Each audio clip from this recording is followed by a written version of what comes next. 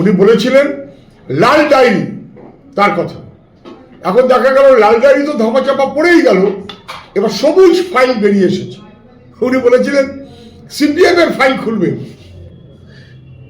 ED এবং CBI আমরা বরাবর বলছি ভোট যখন সামনে নানান নাটকবাজি হবে, আর মুখ্যমন্ত্রী তো বলেই দিয়েছেন ফাটাফাটি খেলা হবে।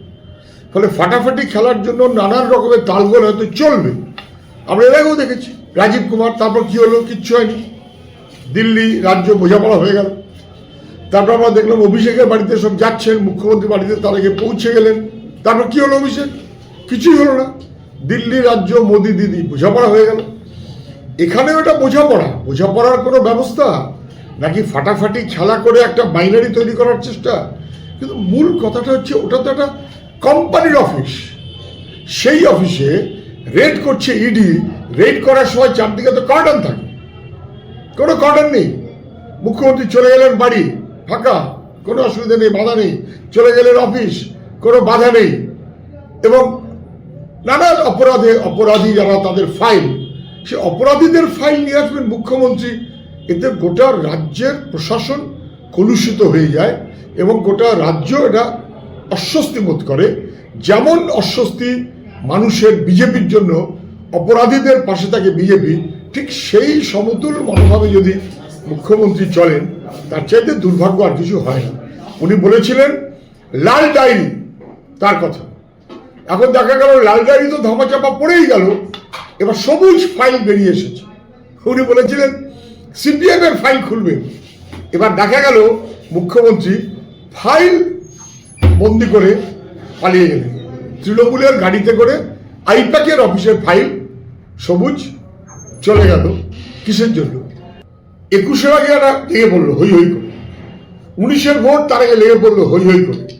ভোটের সময় একটা এরকম কিছু না করলে, ফাটাফাটি খেলা না হলে খেলাটা জমজমাট হবে না। ফলে এটা ভোটের জন্য একটা বন্দোবস্ত বলেই মনে হয়, এটা নিয়ে কোনো সন্দেহ নেই। যদি সত্যি সত্যি বিজেপি এটা মনে করতো যে তৃণমূলের দুর্নীতি এবং অপরাধের কাগজ সব খুঁজে বার করবে, তাহলে সেটা করার জন্য মাঝের 5টা বছর সময় ছিল। তখন কিন্তু কিচ্ছু করেনি, তখন চুপ।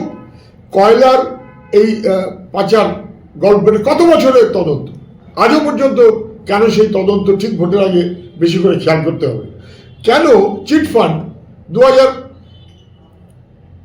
অনেক সম্ভবত 14 সাল, 11 বছর হয়ে গেল, আজ পর্যন্ত কিছু বেরোলো না। নারদ কাণ্ড আজ পর্যন্ত কিছু বেরোলো না। বার করার ইচ্ছে থাকলে তৃণমূল সব ধরা পড়ে যাবে। যাতে তৃণমূল ধরা না পড়ে বিজেপি তার ব্যবস্থা করে। কিন্তু আবার যদি লোকের কাছে ধরা পড়ে যায়, অর্থাৎ ভোটের সময় একটা লড়াই ভাব, এটা ভোটের জন্য। কিন্তু এটা যদি এমন হতো যে কোনো একটা রাজনৈতিক দলের অফিসে হাজির হয়েছে, তাহলে হয়তো সবাই বলতে পারতেন যে রাজনৈতিক দলের অফিসে আসবে কেন। বা যদি এমন হতো যে মুখ্যমন্ত্রী বাড়িতে গেছেন, তাহলে তা বলতে পারতো যে সেখানে কেন যাবে। ভাইপোর বাড়িতে যাওয়ার সময় না হয় তাই বললো। আচ্ছা বেশ, রাজীব কুমার সেই বাড়িতে নাকি যাবে, অতএব তখন নাকি তাই হলো। কিন্তু এ তো বাড়ি না, এ তো আইপ্যাক বলে কোনো একটি কোম্পানির অফিস। কোম্পানির অফিসে তো দলের লিস্ট থাকার কথা না, দলের লিস্ট তো দলের অফিসে থাকবে। তৃণমূল দলের তো পার্টি অফিস আছে, তৃণমূলের দলের নেতাদের তো পেল্লায় পেল্লায় বাড়ি আছে। ফলে একটা অফিস থেকে, বেসরকারি একটা অফিস, সেইখান থেকে ফাইল নিয়ে যাওয়া মানে তো রাজনৈতিক দলের অফিস থেকে নিয়ে যাওয়া নয়, অথবা রাজনৈতিক নেতার বাড়ি থেকেও নিয়ে যাওয়া নয়। এটাতে মুখ্যমন্ত্রীর এত আপত্তি কেন? এখানে কোনো প্রাণভোমরা লোকানো ছিল? কার প্রাণভোমরা? তৃণমূল দলের না মুখ্যমন্ত্রী? যে প্রাণভোমরা ধরা পড়ে যাবে, অতএব মুখ্যমন্ত্রী ভয় পেয়ে গেলেন, গোটা দলকে নামিয়ে দিলেন এবং তারপর একটা হইচই বেঁধে গেল। একেবারে স্পষ্ট যে দিদি মোদি বোঝাপড়ার জন্য মাঝে মধ্যে ফাটাফাটি করতে হয়। আপাতত ফাটাফাটি, যাতে পরে বোঝাপড়া ঠিক মতো হয়। সব জানবার জন্য এতদিন জানেননি কেন? 8 লাখে জিতে আসা ডাকি এমপি, 8 লাখই এমপি, তারপরেও জানলেন না। এই এখন আপনার মনে হচ্ছে পরিযায়ী শ্রমিক। আরে পরিযায়ী শ্রমিক তো অনেক মরে গেল। রাজ্যের তৃণমূল সরকারের অপরাধের জন্য পরিযায়ী শ্রমিককে ভিন রাজ্যে যেতে হচ্ছে, পরিযায়ী হতে হচ্ছে। সেইখানে আবার পর বিজেপির দ্বারা তারা নির্যাতিত হচ্ছে।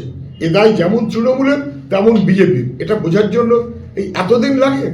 এই 19টা দিনে নাকি কি একটা বাহানা করে কি একটা কটা মিটিং করবেন? দিনে 3টে 4টে 5টা মিটিং তো ওর পিসি করতো। এটা খুবই বেঠিকভাবে মাঝে মধ্যে আরো একটা প্রচার চালানো হয় দিল্লিতে গিয়ে জোট তৃণমূলের সঙ্গে সিপিএম। কোথায় রে বাবা? তৃণমূলটা আবার দিল্লিতে কোথায়? তৃণমূল তো ন্যাশনাল পার্টি না। Congress national party, CPIM national party, Trinamool তো রিজিওনাল পার্টি। ফলে তৃণমূলের সঙ্গে যদি কোনো বোঝাপড়া করতে হয় সেটা রিজিয়ন, পশ্চিমবাংলায়। পশ্চিমবাংলায় তৃণমূলের সঙ্গে কোনো জোটের গল্প নেই। কেরালায় যেখানে তৃণমূল নেই সেখানে তৃণমূলের সঙ্গে জোটের কোনো মানে আছে নাকি? তামিলনাড়ু যেখানে তৃণমূল নেই সেখানে তৃণমূলের কোনো সঙ্গে জোটের মানে আছে নাকি? ফলে ওগুলো তৃণমূল একটা ভাসিয়ে রাখার জন্য নিজেকে অল ইন্ডিয়া ভাব দেখাবার জন্য ভাব দেখায় আমি আছি, কিন্তু আসলে নেই।